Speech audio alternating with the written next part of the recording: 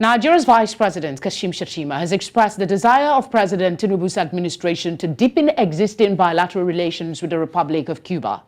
The Vice President made the disclosure during a courtesy visit to the Vice President of Cuba, Salvador Valdez Mesa, earlier today. Shettima commended the relationship between Nigeria and Cuba while reiterating the need for better countries to recommit to future relations, which he said needs to be strengthened and upscaled.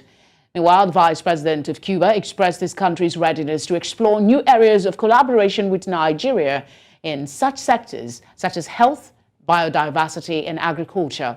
Vice President Shettima, who is in Cuba to represent President Tinubu at the G77+China Leaders Summit, will be joining other world leaders, including the United Nations Secretary General Antonio Guterres, at the summit to deliberate on development issues facing members mostly from the global south. To discuss the importance of Nigeria's participation in these summits, we're joined by Head Financial Institutions Ratings, Agusto and Co., Ayokunle Olubunmi. Thank you very much for joining us. Good evening. Thank you for having me.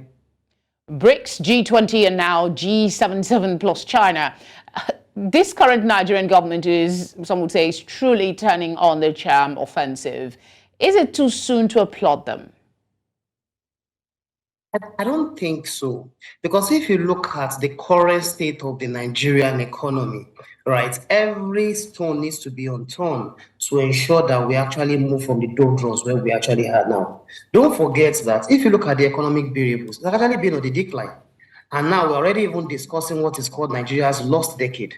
Because if you look at the economic variables from 2013 up to 2023 that we had now, from the GDP numbers, from the FDI, if you check all the variables, even the unemployment numbers, you actually see that there is actually a decline in that particular in those economic variables. So there is a need to actually even try and even collaborate. And don't forget that the world is now a global village. So to take Nigeria to the heights where it should be, right?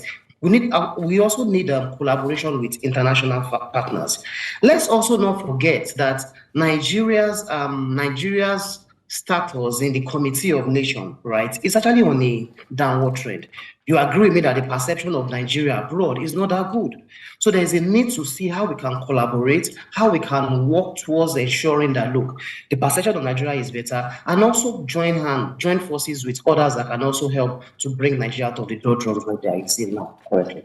Are there any low-hanging fruits from this meeting? Any areas easily seen as victory that Nigeria can expect?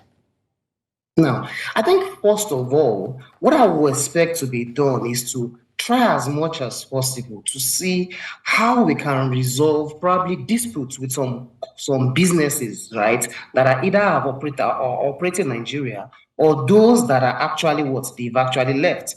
For instance, we saw what for instance, you saw what the president is doing with in Dubai with the UAE, right? Same thing also can be done, right, for airlines and even businesses that have actually even had bad experiences in Nigeria. Also, right, we all know that Cuba is renowned from their strive in agriculture and also in healthcare. Right, I think this summit, we can actually use it to see how we can re-engineer our agricultural process. Because you agree with me that we actually need some form of revolution in the agriculture. We can also learn from them, right? How they were able to, despite all the sanctions that they have from Western countries, particularly the United States. We also know that the healthcare system in Cuba is actually very strong, right? Those ones we can even learn from that and see how we can even work on Nigeria healthcare to make it better. Some analysts are predicting that all efforts and reforms will mature in the future.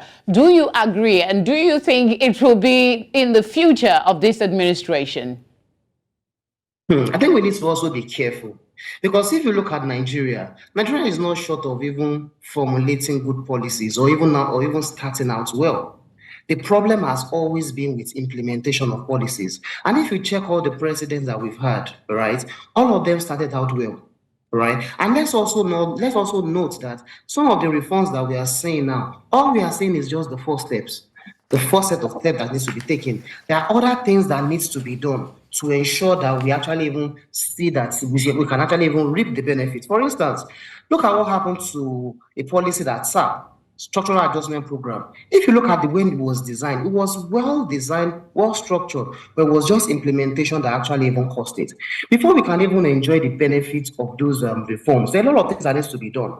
For example, to actually entice and even cost those foreign businesses to make them come back, we need to actually work to ensure that, look, repatriation of funds is easy for those businesses. So if you come to Nigeria, you can get your money out on time. Then we need to also work in the environment, on our business environment, and make it easy for businesses to operate. I'm talking about things like tax regulation, clearing goods at the port. All those things needs to be worked on. And it's also imperative that we actually empower Nigerians, because we've always been talking about the size of our population, right? But if their population is not empowered, we won't actually even reap the results. I think everything you're saying is very valid, but I think you sort of skipped the part about, will these materialize in the lifetime of this administration, or you expect that the work that they done, the benefits might be reaped by another administration? Oh, now, it depends on how they fast track some of these policies. Some of the other things that could be done, if all those things are fast tracked, of course we can see the benefits. Okay. But if it's delayed, right, we might not even enjoy it. All right. Until the next administration comes on board. Let's see what happens. Thank you very much for joining us. We appreciate your time. Thank you for having me.